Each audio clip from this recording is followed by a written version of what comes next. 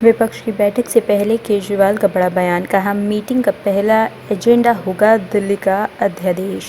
दिल्ली में अधिकारियों की ट्रांसफर पोस्टिंग मामले पर केंद्र सरकार ने अध्यादेश लाकर सुप्रीम कोर्ट के फैसले को पलट दिया था। अध्यादेश के जरिए सेवा विभाग से संबंधित मसलों पर अहम फैसले लेने के लिए केंद्र ने NCCSA का गठन किया था। अध्यादेश के जरिए गठित NCCSA की आज मुख्यमंत्री केजरीवाल की अध्यक्षता में पहली बैठक हुई। इसके बाद सीएम केजरीवाल ने प्रेस कॉन्फ्रेंस में कहा कि 23 जून को पटना में जो विपक्ष की मीटिंग होने वाली है उसमें पहला एजेंडा दिल्ली के लिए लाया गया अध्यादेश होगा। आज national capital civil services authority की पहली मीटिंग हुई, लेकिन ये निर्णय पहला नहीं था, मैं थोड़ा सा उस पर एक्सप्लेन करूँगा। पहली मीटिंग हुई, ये पूरा का पूरा जो ऑर्डिनेंस है, पहले हमें समझना पड़ेगा इस ऑर्डिनेंस के ज़रिए केंद्र सरकार ने किस तरह से शातिर तरीके से दिल्ली में 3 बार चुनाव हारने के बाद दिल्ली सरकार के ऊपर कब्जा करने की कोशिश की है। उन्होंने कई ऐसे प्रोविजंस इसके अंदर लिखे हैं अध्यादेश के अंदर, जिसके ज़रिए मंत्री और मुख्यमंत्री, जो चुनी हुई सरकार है, जो चुनी हुई कैबिनेट है, उसके ऊपर हर जगह इन्होंने एक अफसर को बिठा दिया। अब डिपार्टमेंट्स में मंत्री की नहीं चलेगी, अफसर की चलेगी। अफसर को मंत्री का बॉस बना दिया।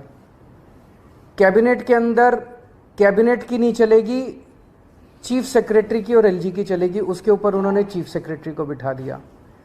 एक ये कहने को एक अथॉरिटी बना दी, अथॉरिटी के अंदर 2 अफसर केंद्र सरकार के होंगे और एक मुख्यमंत्री होगा, तो इसके अंदर मुख्यमंत्री के ऊपर 2 अफसरों को बिठा दिया।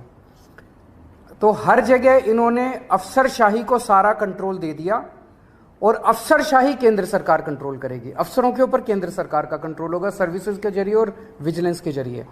तो एक तरह से केंद्र सरकार दिल्ली सरकार को अफसरों के जरिए चलाना चाहती है।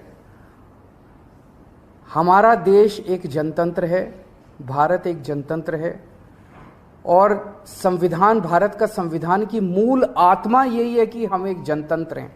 जनता सरकार चुनती है और उस सरकार को काम करने के सारे अधिकार होते हैं, और वो सरकार, चुनी हुई सरकार, अफसरों के जरिए काम करती है। वो अफसर चुनी हुई सरकार को रिपोर्ट करते हैं। ये शायद दुनिया के इतिहास में पहली बार भारतीय जनता पार्टी ने ऐसा षड्यंत्र रचा है कि अब अफसर जो है वो चुनी हुई सरकार के ऊपर होंगे। क्यों? क्योंकि उन अफसरों के ऊपर केंद्र सरकार का कंट्रोल है।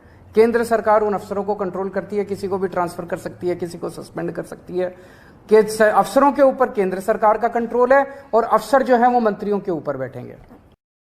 जम्मू कश्मीर के संभा में एक बस फिसलकर नहर में गिरी, 19 लोग घायल। संभा जिले के घगवाल थाना के अंतर्गत आने वाले गांव छन समोत्रा में आज देर रात को एक ईंट भट्टे पर काम करने वाले प्रवासी श्रमिकों से भरी बस पलट गई। इस घटना में 20 श्रमिक घायल हो गए हैं। इनमें से 4 गर्भवतियों को संभा जिला अस्पताल में रेफर किया गया है। बाकी का उपचार घगवाल अस्पताल में जारी है। अधिकारियों ने बताया है कि समोत्रा चन्नी इलाके में चालक की बस पर से नियंत्रण खोने के बाद यह घटना हुई है। उन्होंने बताया कि घटना के बाद स्थानीय लोग और पुलिसकर्मी मौके पर पहुंचे और कुछ घायलों को घगवाल ट्रॉमा सेंटर में भर्ती करवाया गया है, जबकि कुछ घायलों को जम्मू के सरकारी मेडिकल कॉलेज में भर्ती करवाया गया।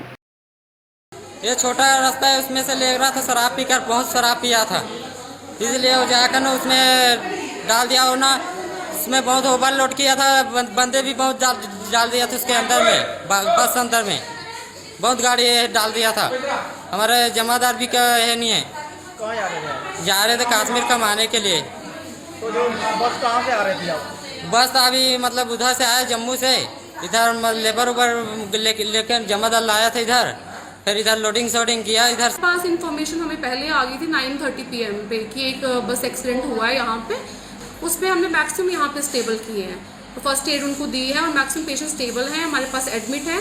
4 पेशेंट हैं इनको थोड़ी सीरियस इंजरीज हैं, उसकी वजह से हमें उनको जीएमसी जम्मू और 2 प्रेग्नेंट फीमेल्स हैं उनको हमें शालामार हॉस्पिटल फर्दर इन्वेस्टिगेशन और मैनेजमेंट के लिए रेफर करना पड़ रहा है। अदरवाइज मैक्सिमम पेशेंट हमने यहाँ पे स्टेबल किए हैं और एडमिट रखे हैं हमारे पास। लगभग कितने प्रवासी लोग होंगे?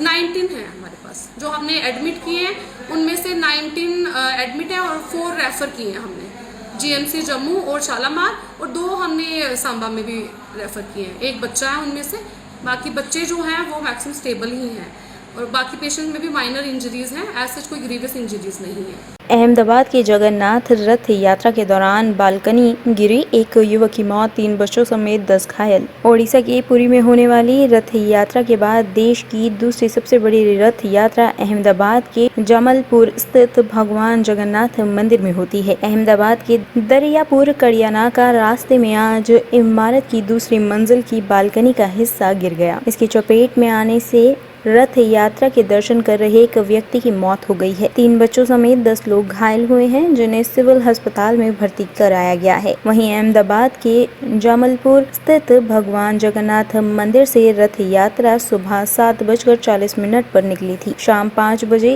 तीनों रथ दरियापुर पहुंचे। यहाँ इन्हें एक मंदिर के पास करीब 15 मिनट रोका गया था। वहीं पूजा अर्चना के बाद ये रवाना हुए। जब से कड़ियाना इलाके में पहुंचे तो ये हादसा हो गया। हालांकि अब रथ यात्रा कड़ियानाका से रवाना हो गई है। ब्यूरो रिपोर्ट, टीम तफ्तीश न्यूज।